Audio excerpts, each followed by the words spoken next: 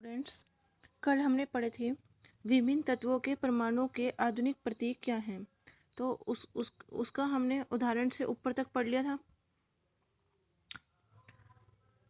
कि जो ये हमने पढ़ा था कि अक्षर को सदैव बड़े अक्षर में तथा छोटे दूसरे अक्षर को छोटे अक्षर में लिखा जाता है। जैसे नेक्स्ट है उसके आगे उदाहरण में अब देखो हाइड्रोजन है। हाइड्रोजन को हम किससे लिखते हैं?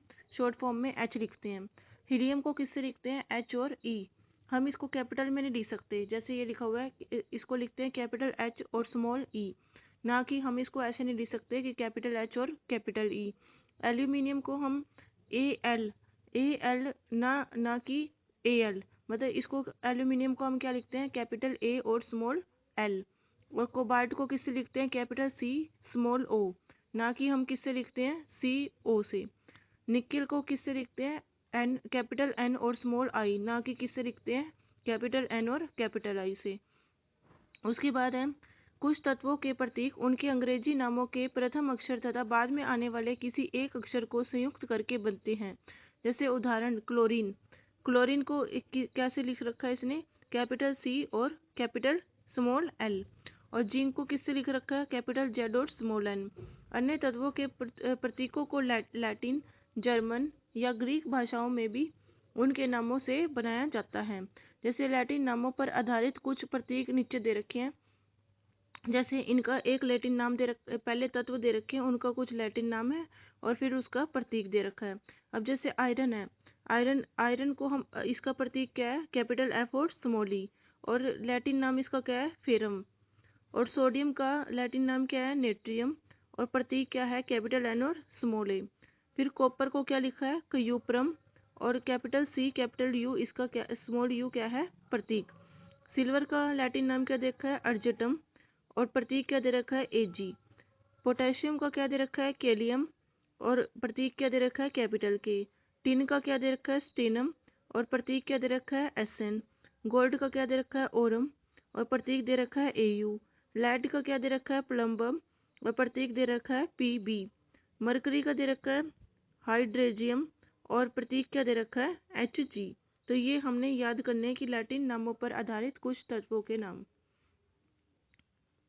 नेक्स्ट दे रखा है इस प्रकार प्रत्येक तत्व का एक नाम एवं एक अद्वितीय रासायनिक प्रतीक होता है। जैसे कुछ तत्वों के प्रतीक दे रखे हैं, उधर भी हमने यही पढ़ा था कि तत्व और उसके प्रतीक पढ़े थे, और उधर क्या पढ़े थे? लैटिन नाम। अब यहाँ पे क्या दे रखा है? देखो तत्व और प्रतीक। एल्यूमिनियम का क्या दे रखा है? A L.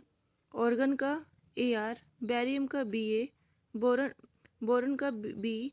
ब्रोमीन का बी आर। कैल्शियम का सी ए।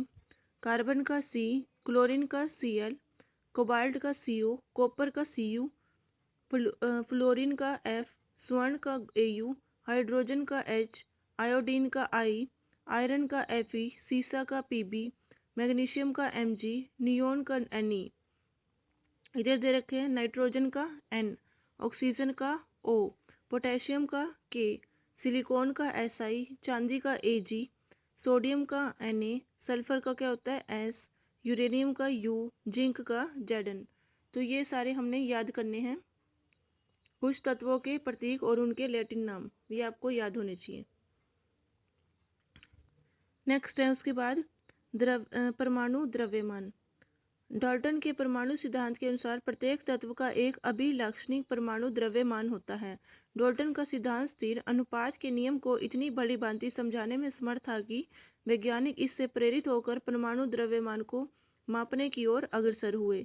चूंकि एक परमाणु के द्रव्यमान को ज्ञात करना अपेक्षाकृत कठिन कार्य था, इसलिए रासायनिक संयोजन के नियमों के उपयोग एवं उत्पन्न योग्यों के द्वारा समेक्ष परमाणु द्रव्यमानों को ज्ञात किया गया। हम यहाँ पर एक यौगिक कार्बन मोनोऑक्साइड का उदाहरण लेते हैं। कार्बन मोनोऑक्साइड का उदाहरण लेते हैं जो कार्बन एवं ऑक्सीजन द्वारा, कार्बन मोनोऑक्साइड में क्या क्या होता है? कार्बन और ऑक्सीजन होती है, तभी क्या बनता है? Carbon monoxide. प्रायोगिक तौर पर यह निरीक्षण किया गया कि 3 ग्राम क्या लिया गया? कार्बन और 4 ग्राम ऑक्सीजन के संयोजन से कार्बन मोनोऑक्साइड निर्मित हुई। दूसरे शब्दों में कहा जाता है कि कार्बन अपने 4/3 गुना अधिक द्रव्यमान वाले ऑक्सीजन के साथ संयुक्त होती है। मान लीजिए कि हम परमाणु द्रव्यमान की इकाई को एक कार्बन परमाणु द्रव्यमान के बराबर मानते हैं, तो कार्बन परमाणु को 1 U और ऑक्सीजन परमाणु द्रव्यमान को 1.33 U निर्देशित करेंगे।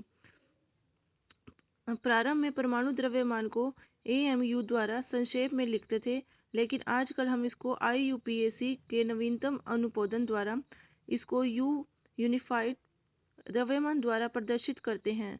लेकिन द्रव्यमानों की इकाई को यथासंभव पूर्णांक में व्यक्त करना अधिक सुविधाजनक होता है। आगे चलकर वैज्ञानिकों ने परमाणु द्रव्यमानों की भिन्न भिन्न इकाइयों के बारे में विचार व्यक्त किए। वैज्ञानिक जब विभिन्न परमाणु द्रव्यमानों की इकाइयों के बारे में शोधरत थे, तो उन्होंने प्रारंभ में प्रकृति जन्य ऑक्सीजन परमाणु के द्रव्यमान के 1/16 भाग को इकाई के रूप में लिया। दो कारणों से इसे सुसंगत समझा गया। पहला था, ऑक्सीजन अनेक तत्वों के साथ अभिक्रिया करके यौगिक बनता है। मतलब ऑक्सीजन के साथ बहुत सारे तत्व आते हैं, तभी वो क्या बनता है, यौगिक। इस परमाणु द्रव्यमान इकाई द्वारा अधिकांश तत्वों के परमाणु द्रव्यमान पूर्णांक में प्राप्त होते हैं। नेक्स्ट था, तथापि 1961 में परमाणु द्रव्यमानों को ज्ञात करने के लिए परमाणु द्रव्यमान इकाई कार्बन 12 समस्थानिक को मानक संदर्भ के रूप में सार्वभौमिक रूप में स्वीकार किया गया।